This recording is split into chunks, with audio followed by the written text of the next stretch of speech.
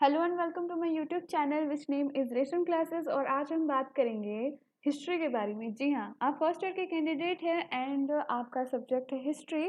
तो आप आर्ट्स से पीजी के कोर्स से लेके जितने भी आपके क्वेश्चंस हैं या फिर हर एक टॉपिक पे मेरा वीडियो आता है। जी हाँ, आज से मैंने शुरुआत की है कि हिस्ट्री के टॉपिक पे भी आपको लेक्चर्स दूँ और उस पर आपको जो भी आपके एग्ज़ाम से रिलेटेड क्वेश्चन है जो आपको पूरा कोर्स कराने में मैं पूरी हेल्प करूँगी, चाहे वो असाइनमेंट हो आपका या फिर आपके प्रीवियस ईयर के सॉल्व क्वेश्चन या फिर आपके एग्ज़ाम में आने वाले इंपॉर्टेंट क्वेश्चंस, एवरीथिंग सब चीज़ मैं अवेलेबल कराऊंगी विथ लेक्चर्स। तो आप बिल्कुल ही टेंशन फ्री हो जाइए और सबसे पहले मेरे चैनल को सब्सक्राइब कीजिए क्योंकि ये आपके लिए बहुत ही प्रॉफिटेबल है और ये चैनल आपके लिए भरोसेमंद है। क्योंकि आप इस पर देख सकते हो कि बहुत सारे मैंने नोट्स अवेलेबल कराए हुए हैं सिर्फ हिस्ट्री के, और उससे पहले भी मैंने इतिहास समाजशास्त्र और हिंदी के, जो काफ़ी लोगों को वो अच्छी लगी और वो अच्छी है नोट्स। तो इसीलिए आप भी विश्वास कर सकते हैं और इसी के साथ इस चैनल को सब्सक्राइब कर लीजिए और बेल आइकन ज़रूर प्रेस कर दीजिएगा। Now let's start. आज जो हमारा टॉपिक है वो है MHI 01 प्राचीन और मध्ययुगीन समाज, जो 2018 में क्वेश्चन आया था ना दिसंबर के पेपर। अक्सर ये देखा गया कि प्रीवियस ईयर के जो भी क्वेश्चन होते हैं वो काफ़ी इंपॉर्टेंट होते हैं। तो इस वीडियो में हम इसीलिए मैं आपके लिए प्रश्न लेके आई हूँ जो आपको कहीं और अवेलेबल नहीं मिलेंगे, सिर्फ मेरे चैनल के अलावा, जहाँ आपको एक किताब भी खरीदने की ज़रूरत नहीं है और आपका पूरा का पूरा कोर्स कंप्लीट हो जाएगा फ्री ऑफ कॉस्ट, जहाँ आपको PDF भी मिलेगा। तो सबसे पहले मैं आपको बता देती हूँ कि इस पर आपको कितने सारे क्वेश्चन करने हैं। इस पे आपको सबसे पहले 100 मार्क्स के होंगे। फुल मार्क आपका 100 होगा। उसके बाद आपको 3 घंटे का समय दिया जाएगा। आपको कितने प्रश्न को सॉल्व करना है, कितने का आंसर देना है, तो आपको 5 पर उत्तर दीजिए, 507 में दीजिए, भाग 1 से कम 2 और भाग एक भाग क्वेश्चन आपको अटेम्प्ट करना है और सभी प्रश्न के इक्वल नंबर होंगे। ठीक है, चलिए अब स्टार्ट करते हैं कि कौन से क्वेश्चन आए थे और आपकी तैयारी कहाँ तक पहुँची। और आपने अभी तक अगर तैयारी नहीं की है तो आपके 1 महीने में सारी तैयारी कंप्लीट हो जाएगी। बस मेरे चैनल के साथ बने रहिए। फर्स्ट क्वेश्चन आपका इन फ्रंट ऑफ यू कि नवपाषाण शब्द की व्याख्या कीजिए। नवपाषाण कालीन समाज किस प्रकार पुरापाषाण समाज से अधिक जटिल था। नवपाषाण कालीन और पुरापाषाण कालीन, आपको तो पता है stone age, new stone age और प्रीवियस जो स्टोन एज था ओल्ड स्टोन एज, उसके बारे में कैसे जटिल उसकी व्याख्या के लिए।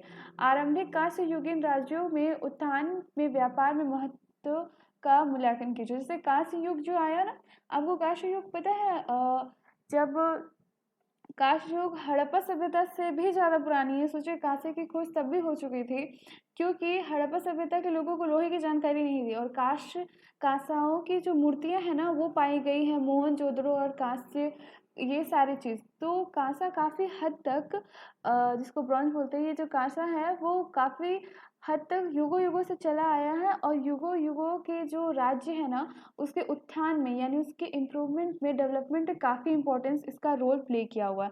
जैसे आपको पता था कि पहले ज़माने में लोग सोने के सिक्के, कांसे के सिक्के, तांबे के सिक्के, ऐसे सारे सिक्के जारी करते थे। तो कांसा स्पेशली युगों को डेवलप करने में लिए और व्यापार में स्पेशली काफ़ी यूज़फुल रहा है। अब यूज़फुल इस तरह से रहा है क्योंकि जो व्यापार होते थे तो व्यापार एक देश से दूसरे देश में, हमारे देश पे कांसे की मूर्तियाँ, बर्तन काफ़ी बनाए जाते थे और बहुत ही ज़्यादा अट्रैक्टिव दिखते थे वो, और उनकी डिमांड पूरे देश में थी, पूरे वर्ल्ड में थी और लोग उनकी खरीदारी करने यहाँ से व्यापार करने जाते थे और लेके जाते थे, अधिक तरह की मूर्तियाँ बनाते थे और इसी तरह से ये सारी चीज़। और कांसा का इतना व्यापार में यूज़ होने का कारण ये था क्योंकि जो कांसा है ना वो उसकी कठोरता बहुत ज़्यादा होती है। आपको पता है कि ये बहुत कठोर होते हैं और हाँ, ये उतने ज़्यादा जो है महंगे नहीं होते। अगर हम चांदी के बर्तन की बात करें कुछ, तो वो ज़्यादा महंगे होते थे उस टाइम पे और उनका मिलना ईजी नहीं होता था। और कांसा ज़्यादा टिकाऊ भी होता था इसी वजह से। तो मैंने ये छोटी सी आपको नोट्स बताई, आई होप आपको पसंद आई होगी। और इसी के साथ अगर आप पूरी लेक्चर वीडियो में और बहुत ही ईजी लैंग्वेज में पूरा अपना कोर्स करना चाहते हैं तो प्लीज़ कमेंट बॉक्स पे जाके लिखिए कि आपको कैसी लगे।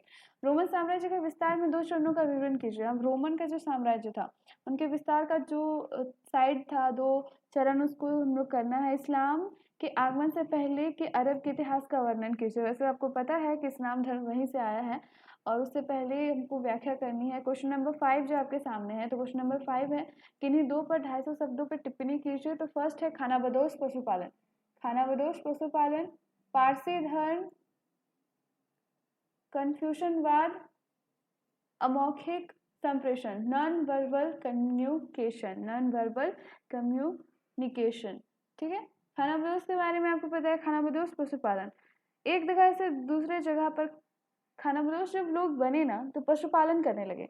पशुपालन खानाबदोश इस तरह से कि वो पशुओं को पालते थे और उनको खाते भी थे, लेकिन और उनसे बहुत सारी उपयोगी चीज़ भी लेते थे। उन सारे लोग वो जो बंजारा ग्रुप था, जो ग्रुप था ट्राइबल्स का, वो ग्रुप पशु को पालन करते थे और उसको खाते भी थे। तो ये जो पालन करने का तरीका था, ये ग्रुप, उसी को खानाबदोश पशुपालन कहा गया है। और एक खानाबदोश में भी अलग अलग टाइप्स होते हैं, सारे खानाबदोश एक नहीं होते।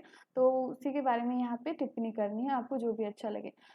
दूसरे भाग में जो क्वेश्चन था वो है कि क्वेश्चन नंबर 6 आपका जो है वो है कि यूरोप में सामंतवाद के उत्थान के विकास की चर्चा कीजिए।